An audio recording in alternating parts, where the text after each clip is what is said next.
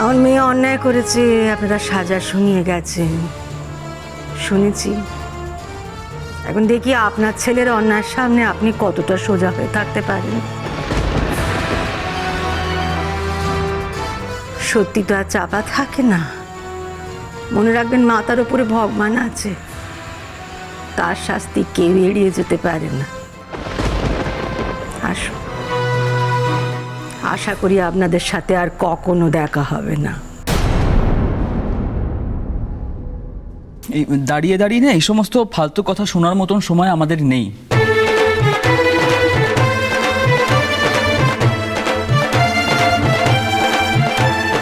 চলো না, চলো।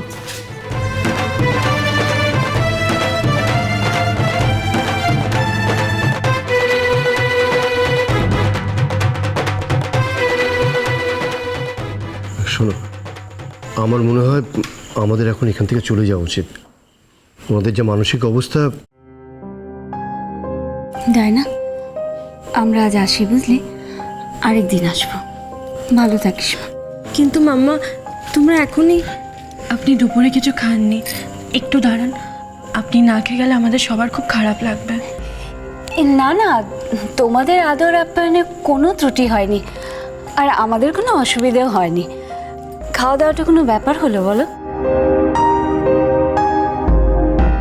তুমি বরং ওনাদের সামলাও, ওদের মেন্টাল কন্ডিশনটা খুব একটা ভালো নেই। যাও। দিদি, আজ আসি, হ্যাঁ? পরে আবার আসবো।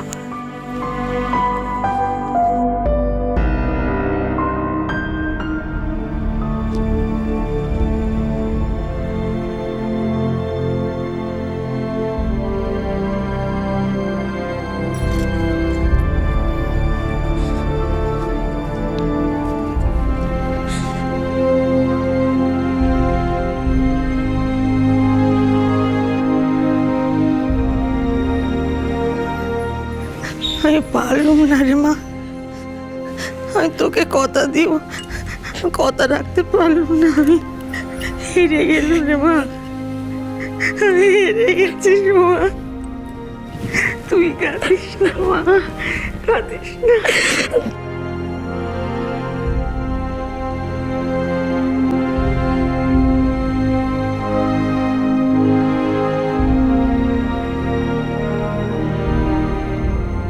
সোমা তোকে চর মেরেছিল না, এটা আমার বদলা। আমার চর না গালে পড়ে না, মনে পড়ে। দেখ কেমন কাঁদছে। ঠিক হয়েছে, উৎসবের বাড়ি একেবারে সুখের বাড়ি হয়ে গেছে। আচ্ছা, এবার তোমরা যাও তো। হ্যাঁ, চুপি চুপি বেরিয়ে যাও। যদি কিছু হয় তাহলে আমি ফোন করে জানিয়ে দেবো। তাতেই যাও।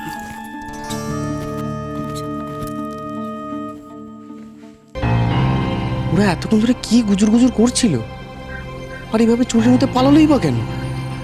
এসবের পিছনে কাকলির আবার হাত নেই তো?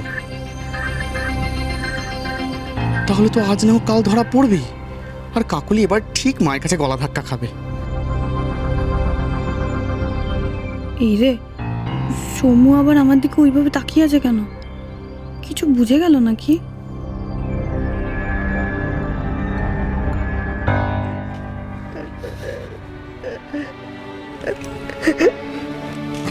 মা, আপনি এভাবে ভেঙে পড়বেন না। আপনি যদি ভেঙে পড়েন তাহলে সোমাকে কে শক্তি দেবে? আপনি তো আমাদের শক্তি। আপনাকে দেখে তো আমরা লড়াই করার সাহস পাবো মা। আপনি এভাবে হেরে যাওয়ার কথা বলবেন না মা।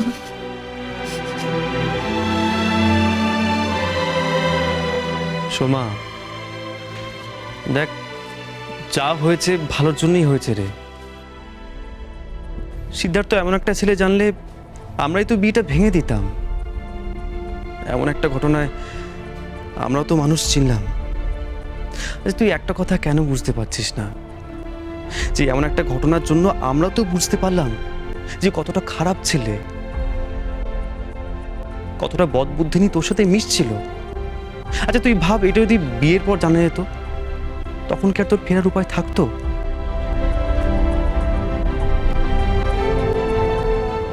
চেয়ে এটা ভালো নয়? তুই আবার নতুন করে সবকিছু শুরু করতে পারবি, তো নতুন পথ খোলা থাকলো। দেখ, আমরা সবাই তো আছি।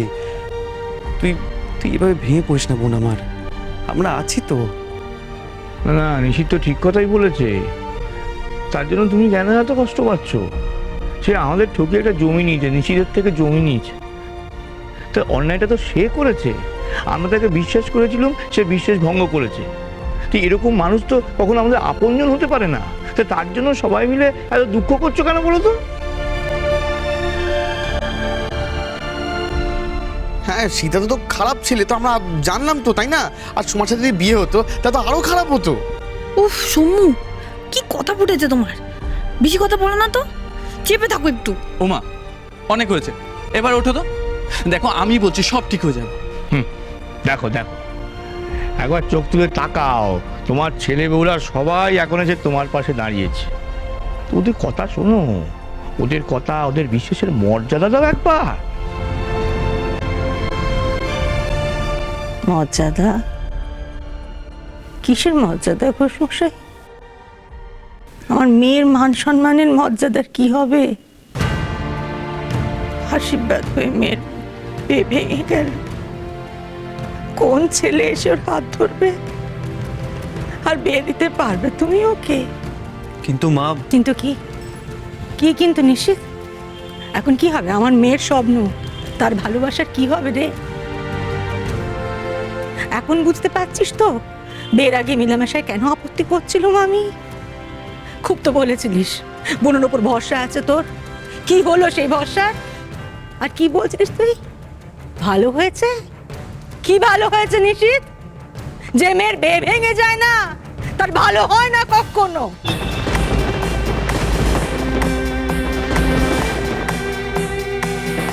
কারোকে কিছু বলো না মা, এমনটাই তো হওয়ার ছিল। তুমি জানো না কার জন্য এমনটা হয়েছে? না রে মা, দোষ কারো না, দোষ আমার কপালের। আমার কপালের, আমার কপাল তুই পেয়েছিস না। সারাটা জীবনে আমার চোখের জল ফেলে কাটিয়ে যেতে হবে। মা, এভাবে বলবেন না। মা, বেলা ঘুরিয়ে বিকেল হয়ে গেছে, আপনি দুপুরবেলা থেকে কিচ্ছু খাননি, এবার অসুস্থ হয়ে পড়বেন। একটু জল খেয়ে নিন, আমি খাবার বাড়ছি। উঠুন।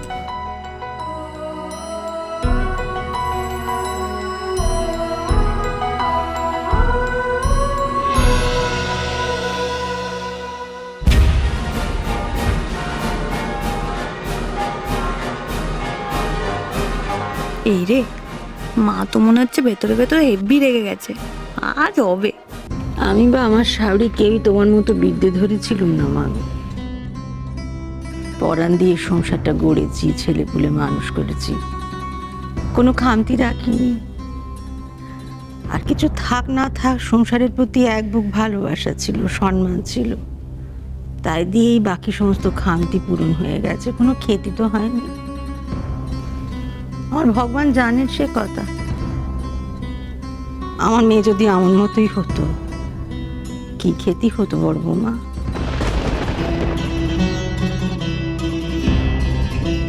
সংসার করতে গেলে, সংসারের আর 5টা লোককে আপন করতে গেলে নেকা পড়া কি জানতে হয়।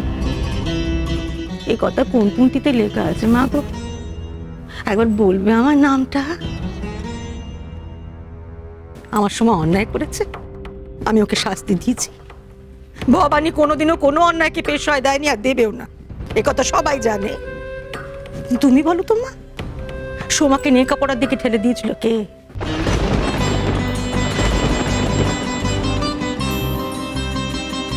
ওর পাকা দেখার পরে কে মাতব্বরি করে, পণ্ডিতি করে আমার সঙ্গে কথা বলতে এসেছিল? তুমি তো।